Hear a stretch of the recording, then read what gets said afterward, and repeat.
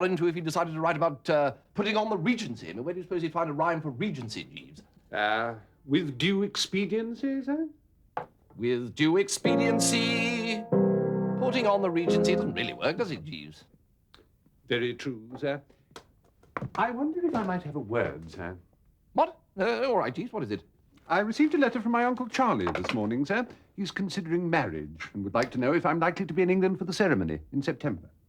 Most unlikely, Jeeves. I have no intention of returning to Blighty in the foreseeable future, if at all, Jeeves. I mean, think of the advantages of this wonderful country, Jeeves. Very good, sir. Aunt Agatha doesn't live here. Roderick Spode doesn't live here. Madeline Bassett doesn't live here. Honoria Glossop doesn't live here. I mean, the list is endless. As you say, sir. Send your Uncle Charlie your felicitations and the customary fish slice, Jeeves. Very good, sir. In fact, send him one from me while you're at it. Thank you, sir. And will you be in to luncheon, sir? No, Jeeves. As soon as I've mastered this, I'm going to look into the Pumpkin Club. Very good, sir.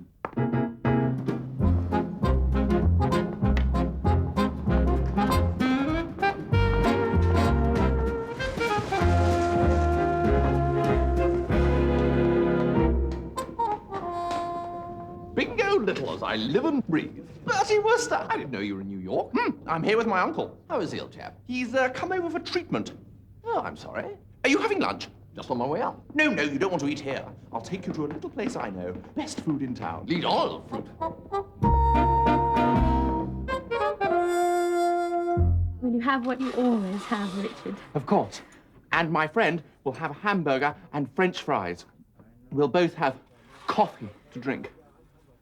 1 cheese omelette with fries, 1 hamburger with fries, and 2 coffees.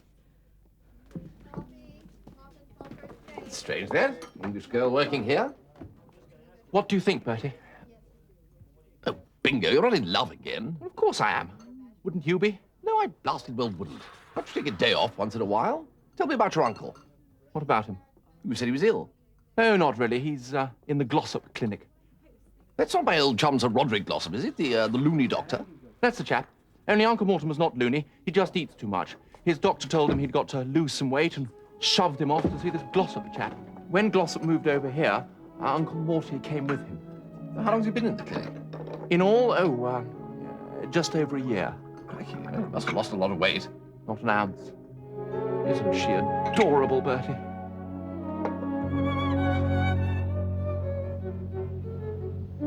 Good morning, sir. A fine morning with some scattering of cirrocumulus and a light breeze from the southeast. You'll pardon me mentioning it, sir, but I discovered this article on our hat rack. I can only assume that a tradesman left it. Oh, geez, we're not going to have a difference of opinion about that hat, are we? I'm not yet in a position to say, sir. This is what is known among the fashionable elite as a 42nd Street skimmer, Jeeves. Gentlemen do not wear straw hats in the metropolis, sir. Jeeves, I am not going to discuss it any further. If you say so, sir. Mr. Little is here to see you, sir. Oh, Lord, we'll stand by for sharp squalls and gale-force winds from the direction of Art's Diner, Jeeves. Sir? Mr. Little is in love again, for the 53rd time on this occasion, with a waitress from Art's Diner and Grill, where every sandwich is a work of art. Mr. Little is certainly a warm-hearted gentleman, sir. Warm-hearted? He has to wear asbestos vests. Bertie, I want you to do a bit of diplomatic business with my uncle. He always disapproves of anyone I want to marry, and I need his approval. But bingo, every time you fall in love, something goes wrong and you're left in the lurch. Why not leave tackling your uncle until everything's fixed and settled? It is fixed and settled. She accepted me last night. I thought you only met a week ago. Why do you always... Bertie! What? Do you remember that frightfully subtle scheme I worked out, telling him you were what's-her-name who wrote those books? I thought that was my idea, wasn't it, Jeeves? Perhaps so, sir. What do you mean, perhaps so? Well, perhaps I misremember the occasion, sir, but I had always believed that I was to some degree responsible. Oh, nonsense, Jeeves. I remember as if it were yesterday. I said... Never mind whose idea it was. The point is, it was a corker. What I say is this. Rosie M. Banks, forward once more. Sorry, Bingo, out of the question. I will not go through all that again, pretending that my pen name was Rosie M. Banks and that I'd written all those frightful novels. Not for me. Not for you, nor a dozen like you. I never thought to hear those words from Bertie Wooster. Yeah, yes, well, you've heard them now. Paste them into your hat. Very last copy, sir. This is an absolutely rotten idea, Bingo. Here's her latest. Just sign it to Lord Bittlesham from Rosie M. Banks with all good wishes. I haven't even read the bally thing. You don't have to read it. They're all the same. Innocent but doughty young mill girl, waitress, shop girl, falls in love with poor but handsome young architect, motor mechanic, mining engineer. Innocent but doughty, etc., is blackmailed into compromising situation by even more handsome but dastardly mill owner's son. She's rescued by poor but handsome, who then finds out that he's the rightful heir to the Duke of Dorset, and they live happily ever after. When Uncle Mortimer reads all that, he'll be a gone swan. May I help you? Good afternoon. I'd like to see Lord Bittlesham, please. Up the stairs, suite 4.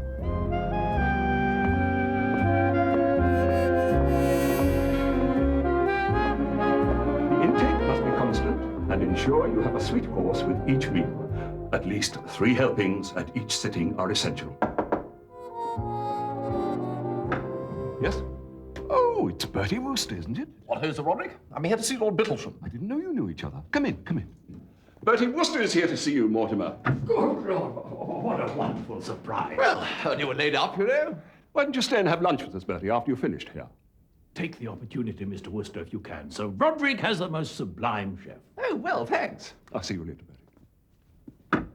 Mr. Wooster, I wish to congratulate you. I wish to thank you. You go from strength to strength. I have read All for Love. I have read Only a Factory Girl. I know Madcap Myrtle by heart, but this is your bravest and your best. It tears the heartstrings. Oh, well, I brought you one of those, as a matter of fact. Oh, thank you. Oh, inscribed. How kind. Mr. Wooster, I'm a better man for having read this book. Really? A better, sweeter, deeper man. Ah, my treatment. A harsh regime indeed, Mr. Wooster. A better man, you say? Yes, infinitely. I'm full of human charity and sweetness towards my fellow man. Including young Bingo. My nephew, Richard? Well, yes. Even towards Richard, yes. Oh, stout fellow. Or rather, good egg. Because I wanted to talk to you about him. Didn't I tell you the chef was a master? He wants to get married. Well, I see no reason why he shouldn't. Oh, splendid. As long as it doesn't interfere with his cooking. No, Bingo does. Richard wants to get married. Well, I'm not altogether sure that I approve of that. Who is the lady? Well, as a matter of fact, she's a waitress. This is remarkable. This is most cheering. I had not given the boy credit for such tenacity of purpose. I recollect that when I first had the pleasure of making your acquaintance last year, Richard was desirous of marrying this waitress. Yes, it is good, isn't it? Of course, it's not exactly the same waitress. But still, it's a waitress. I did a lot of work with heavy drinkers for my PhD. One thing I found they all had in common was that as children, they'd be deprived of alcohol. My point exactly. That's the basis of his whole treatment. Mr. Bertram Wooster to see you, sir. What ho? Bertie Wooster. Good Lord. Oh, what ho, Honoria? You know Mrs. Snap? We met outside. And this is Dr. Blair Eggleston.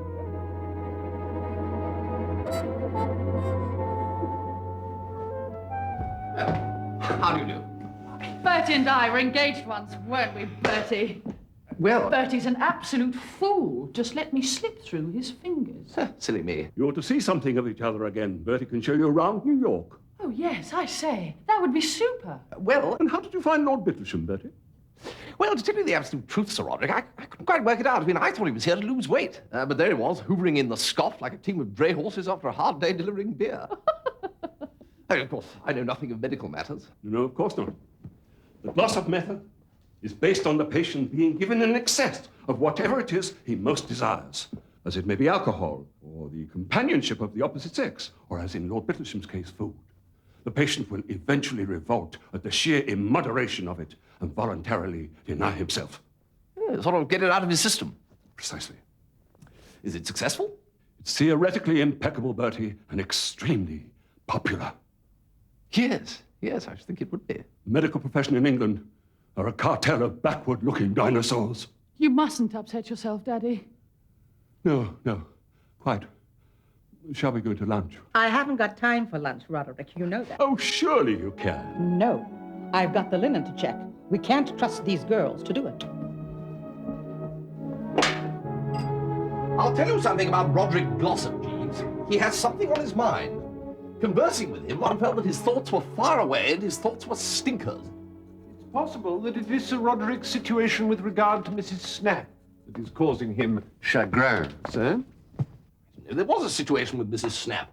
Oh, indeed, sir. Ever since Lady Glossop eloped with the conductor who befriended her on the 73 omnibus, Sir Roderick has keenly missed the comforts of connubiality and has been eager to remarry. He wants to marry Myrtle Snap. Precisely so, sir, but Mrs. Snap refuses to consider such a venture, while Sir Roderick's daughter remains unmarried. In a colourful turn of phrase, she stated that certain specific and scarcely to be anticipated meteorological conditions would have to take place in the infernal regions before she would share a home with Miss Honoria.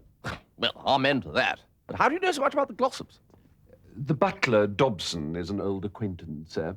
Dobson has exceptionally keen hearing. Listens at keyholes, you mean? Precisely so, sir. He is gathering material for his memoirs. Will that be all, sir? Yes, that'll be all, Jeeves. Good night. Good night, sir. What, Bingo? How did it go with Uncle Mortimer? Not bad, not bad. I left him thinking it over. Thinking it over? If I was a bookie, I should feel justified in offering 100 to 8 against. 100 to 8? That's no blasted good. Might have known you'd muck it up. Well, I like that. Have you been to see him? He might have softened up by now. No, I'll go tomorrow. I'm playing tennis with Blair Eggleston this afternoon. Well, the doctor fellow, you know him, do you? Well, of course I know him. I wouldn't be playing tennis with him otherwise. We play twice a week, and he spends the whole game telling me about his miserable love life. What's wrong with his love life? Honoria Glossop is. He's madly in love with her, and he can't bring himself to tell her. But he's the most frightful hearty. A doctor and good-looking and all that sort of thing. I know. You'd think he'd be a menace to the sex and have to be kept on a leash in the interest of pure womanhood. But put him alone in a room with a woman, and he comes over all faint and has to ask for a glass of water. Yeah. What a lesson to us all, Bingo. Well, not you, as it happens. Bingo! What? No, I mean bingo. Inspiration has struck. About my uncle? Well, not in this instance, no. Honoria Glossop has been making definite tally-hos in my direction, and I need to throw her off the scent. I would also be doing my old chum Roderick Glossop a good turn. Look, you're seeing Eggleston this afternoon, you say? Yes. Well, just try and drop it into the conversation, will you, that he'd better heat up his feet and grab Honoria while the grabbing's good, because you happen to know that someone else is making a heavy play in her direction and may have the deal sewn up at any moment. All right. But who's making a heavy play in her direction? Bertram is, Bingo. Jeeves always thinks he's so dashed clever about these affairs of the heart. I sometimes wonder if he doesn't think I'm a complete idiot. He's also getting a bit above himself in matters of headgear. Now, you leave it to Bertram.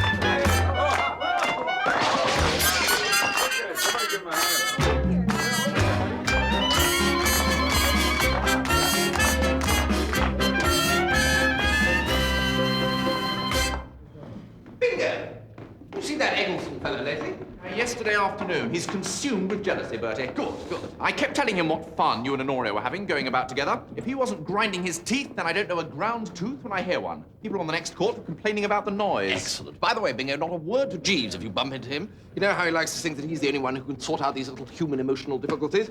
I want to present him with a fait accompli. Uncle Bertram knows what he's doing. Pip, pip.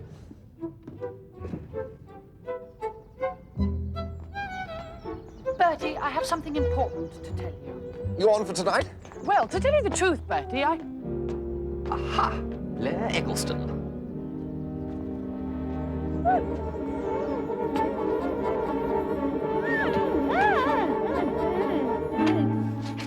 Bertie! To the pip, Honoria.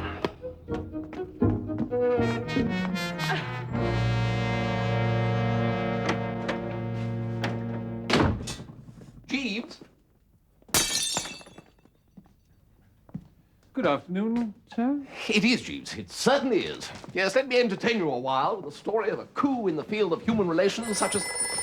Oh, answer that, will you, Jeeves? I'm not at home to anybody. Very good, sir.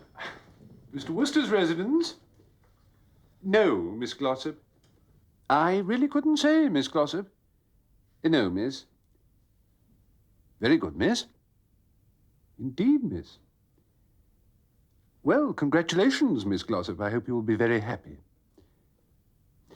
Goodbye. Miss Glossop, Jeeves? Indeed it was, sir. A most mysterious telephone call. Tell me what she said, Jeeves, then I shall reveal all. She asked me to tell you, sir, that Dr. Eggleston proposed to her last evening. Last evening? And that she had accepted his proposal, but before she could tell you so, something, and she did not specify what it was, but said that you would know, sir, happened, and that Dr. Eggleston witnessed this occurrence and subsequently broke the engagement. Oh, no! However, she asked me to inform you, sir, that she will now marry you. What? She says that while you may not be the man of her dreams, she feels that your patient love should be rewarded. Oh, no. Oh, Jeeves. But we were interrupted, sir. There was something you wished to tell me?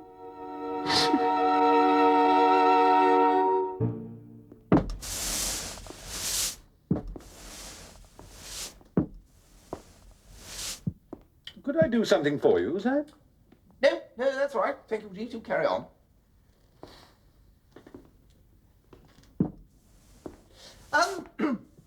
A problem has arisen in the life of a friend of mine, Jeeves, who shall be nameless, and I want, or rather, he wants, your advice.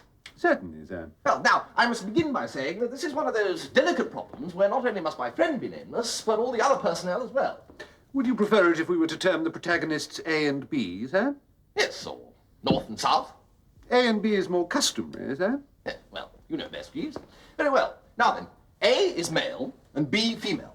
You follow me so far? You have been lucidity itself, sir. Right. Well, owing to a, oh, what's that something of circumstances you hear people talking about?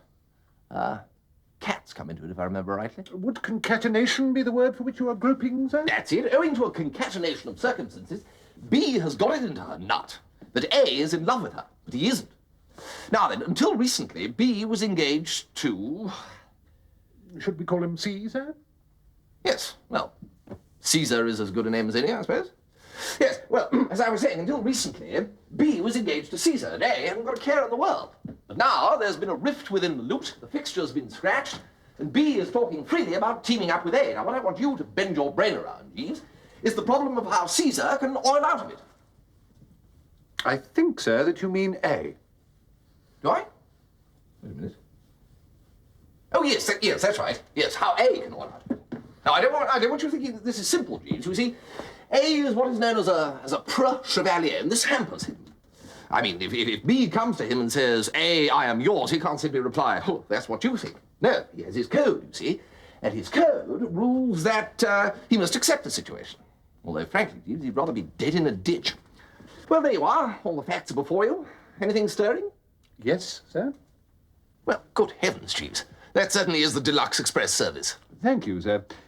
Obviously, sir, B's matrimonial plans would be rendered null and void if A were to inform her that his affections were engaged elsewhere. But they aren't. It would only be necessary, sir, merely to convey the impression that that were the case. I see what you mean. Yes, if I... Or rather, if A were to produce a female and have her assert that she was betrothed to me, or well, I should say betrothed to him, then the peril would be averted. Precisely, then.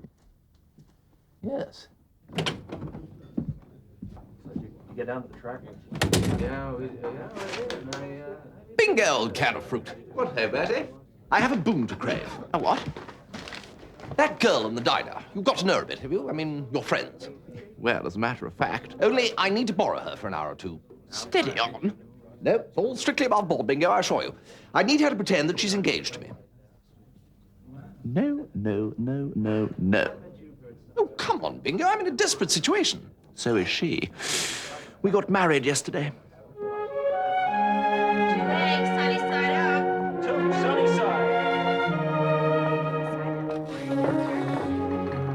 As a matter of fact, we were going to ask you a favour. We were going to ask you to break the news to Lord Bittlesham.